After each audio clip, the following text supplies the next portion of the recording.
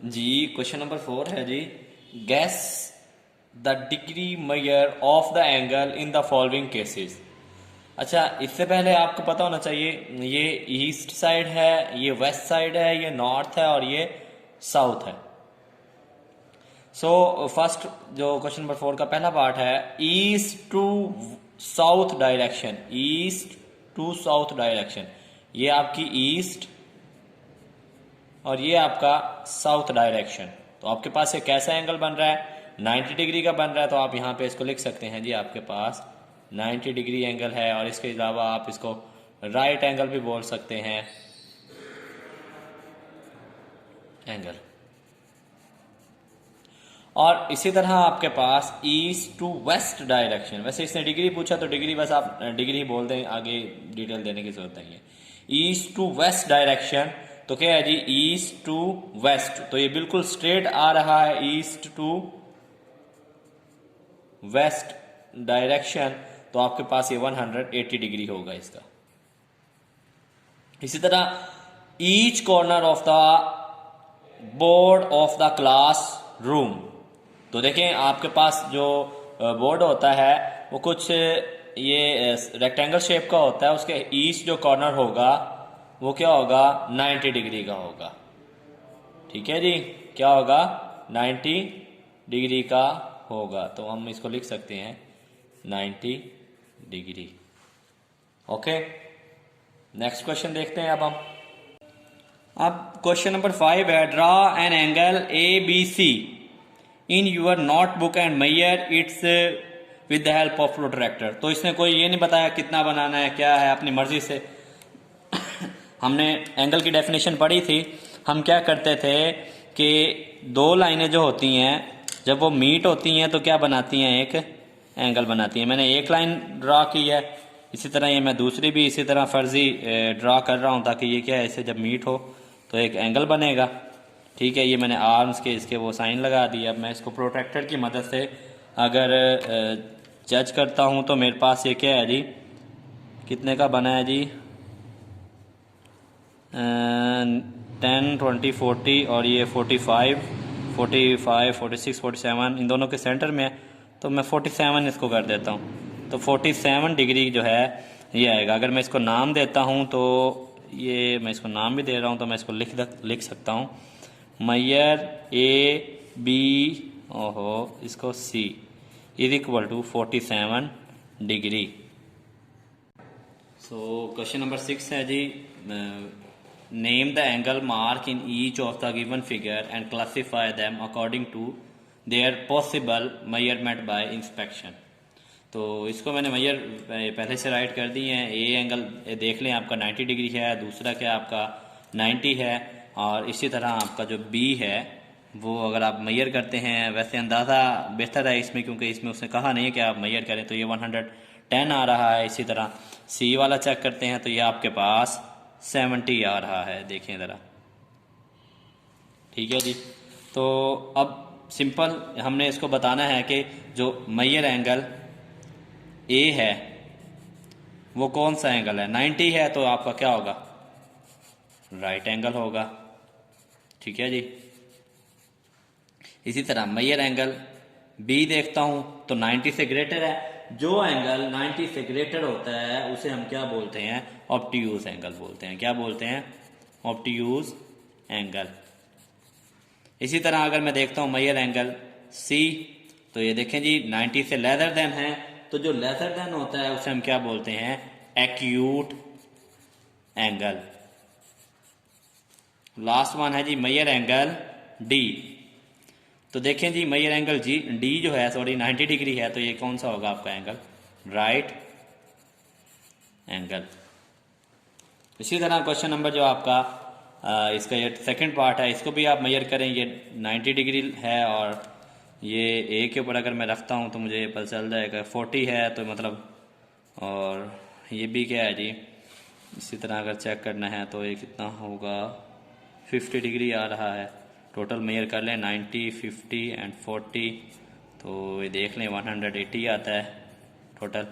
वैसे ये मैं वैसे ही आपको थोड़ा एक्स्ट्रा बता रहा हूँ, लेकिन इसमें मेजर एंगल ए 90 से लेस है। जो 90 से लेस होता है वो आपको पता है आपका कौन सा एंगल होता है, एक्यूट एंगल होता है। और इसी तरह आपके पास मेजर एंगल जो बी है वो 90 है तो राइट एंगल होगा, और मेजर एंगल जो आपका सी है वो आपका क्या होगा, इसी तरह 50 है तो कम है, तो आप उसको हम क्या कहेंगे, 90 से जो वो क्या होता है आपका एक्यूट एंगल कहलाएगा। और क्वेश्चन नंबर 7 देखें जी, सेम एज इट सेम है क्वेश्चन नंबर 7। क्वेश्चन नंबर 7 में आपने बताना है कि बताओ ये कौन कौन सा एंगल है। अब 30 वाला है, अब जो 30 से कम होता है वो आपका क्या कहलाता है, सॉरी 90 से कम होता है वो क्या होता है, एक्यूट एंगल होता है, पहले वाले का answer.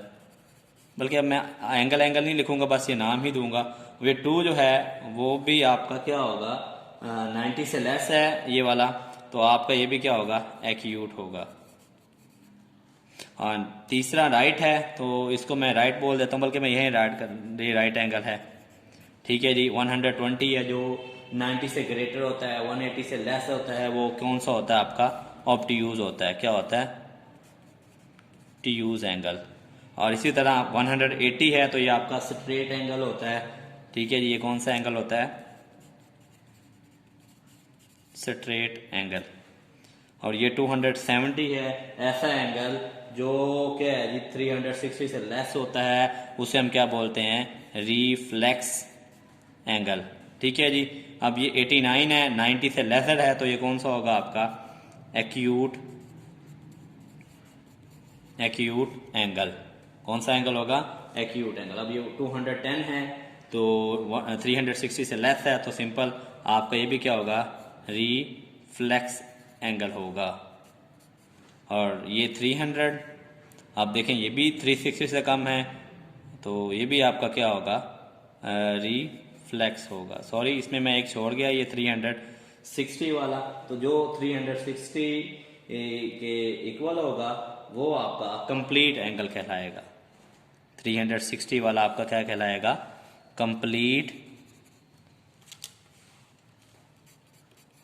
Angle. Okay, angle. Okay, hopefully आपको इसकी अच्छी तरह समझ आ गई होगी। बाकी कोई मसला हो तो इंशाल्लाह आपके साथ फुल कोऑपरेट करेंगे। आप कमेंट करें और इस चैनल को भी सब्सक्राइब करें। शुक्रिया जी। क्वेश्चन नंबर 8 है जी, calculate how many degrees there are in 4 right angle. तो 4 राइट एंगल आपको इसका कंसर्न है। 4 राइट एंगल कितने का होता है आपका, 90 डिग्री का होता है। तो आप इसको मल्टीप्लाई करेंगे तो आपका ये क्या आएगा, 360 डिग्री। अब नेक्स्ट है जी, इसी तरह आपके पास 2 1/2 राइट एंगल। तो आप इसको देख लें जी, 2 1/2 multiply by right angle 90 degree होता है। तो आप इसको कर सकते हैं 2 2 4 5 over 4 मल्टीप्लाई बाय 90। ठीक है जी, अब आप इसकी कटिंग वगैरह करते हैं तो आपके पास जो आंसर आता है वो आपका 225 डिग्री आता है।